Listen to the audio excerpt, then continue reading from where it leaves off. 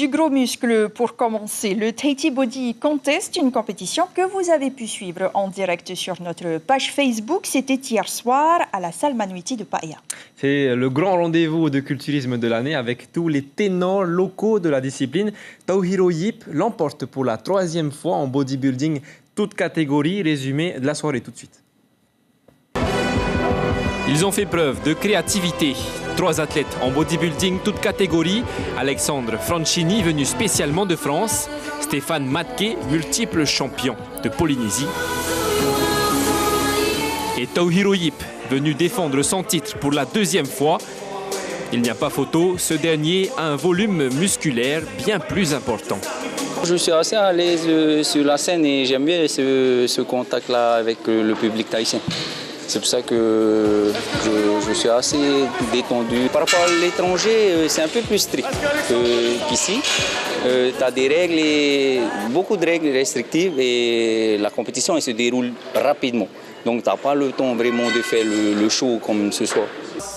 Chez les dames, en bikini fitness, novice, Teheredum l'emporte. Dans la catégorie des 1m68 élite, c'est Tetouira Mihiani qui s'impose avant de remporter également le titre en toute catégorie. Voilà, elles reçoivent un chèque, toutes les deux. Ça m'a donné envie encore plus, d'être. Ça m'a remotivée, en tout cas. Ma première compétition date de 2015. Donc après, j'en ai fait, mais j'ai pas gagné.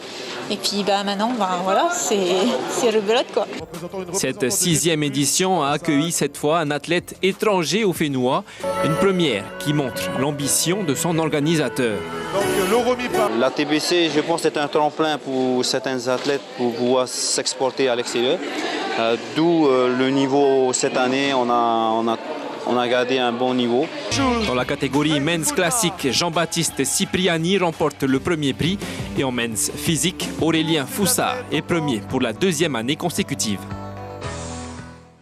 Et nous partons à Ayatea, à Taputapuatea, plus précisément, où le mois de décembre rythme avec événements, un championnat de futsal notamment samedi. La journée a débuté à 14h pour se terminer par un match amical vers 21h. Certaines équipes comme Opoa ont joué 2 matchs dans la journée. Des journées donc assez difficiles compte tenu de la chaleur, mais Opoa s'est tout de même imposé contre Hauputu 4-3, de même que Tefareri face à Dream Team 15-5. Chez les femmes, Opoa Hine a battu Fa'aroa Hine 2-0 également. Et du sport pour la bonne cause avec cet événement de golf organisé à Atimaono. Tel est en golf. Le but, c'était de réunir les passionnés de la discipline pour une journée festive, solidaire et conviviale. Les précisions de Aritaya Pautua qui s'est rendu à Papara. Mobilisation annuelle. C'est une compétition sur le green qui livre un combat quotidien contre les maladies rares. L'intégrité des droits de jeu sera réservée au centre de dons afin de contribuer à la recherche de développement de thérapies. Tous les clubs participent. Je peux citer Accession, Fépi, Central, tout le monde, et Atimaono aussi. Enfin, je pense qu'Atimaono aussi est là. Mais c'est surtout une rencontre conviviale aujourd'hui. Et c'est un plaisir de venir jouer. Les 5 clubs ont été représentés, des golfeurs avertis, mais aussi des néophytes. Et il n'y a pas d'âge pour réaliser son premier putt. Les gens sont toujours aussi motivés pour soutenir effectivement cet événement caritatif.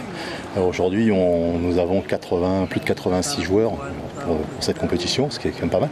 Alors, on a aussi beaucoup de chance parce que la météo est avec nous. C'est une compétition, je dirais, un petit peu ludique. On fait sous forme de pas de somme, donc les gens, c'est une compétition en équipe. Et voilà, donc après, à l'issue, on aura un petit cocktail pour clôturer cette belle journée.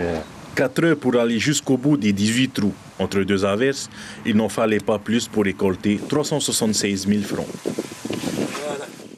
Un mot sur la 24e édition de la corrida de FAA. Je crois que vous avez les résultats, David.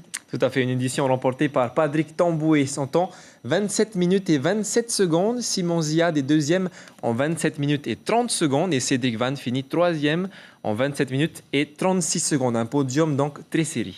Retour à Ayatea pour le Raid Apetei. La 10e édition avec un départ à 8h25, 105 participants, un beau parcours de 21 km pour les plus courageux.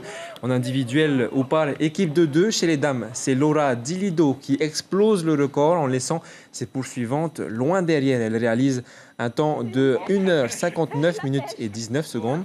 Chez les hommes en individuel, Jordan Heria termine premier en 2h35 minutes et 6 secondes. On écoute les vainqueurs au micro de Julien Vescovali. C'est la 3e participation, 3e fois que je viens pour le raid. Comme chaque année, c'est un beau parcours, c'est bien organisé, on est toujours bien reçus et c'était vraiment chouette. Les autres fois, tu avais fait quoi comme classement? L'année dernière, j'avais fait première mixte en équipe avec un ami. Et la première fois que j'ai participé, c'était en binôme femme. Et on avait fait aussi première. Je suis trop content, moi. Et par rapport aux autres raids que tu fais, il est plus dur celui-là? C'est plus facile? Pour moi, c'est trop facile. Hein?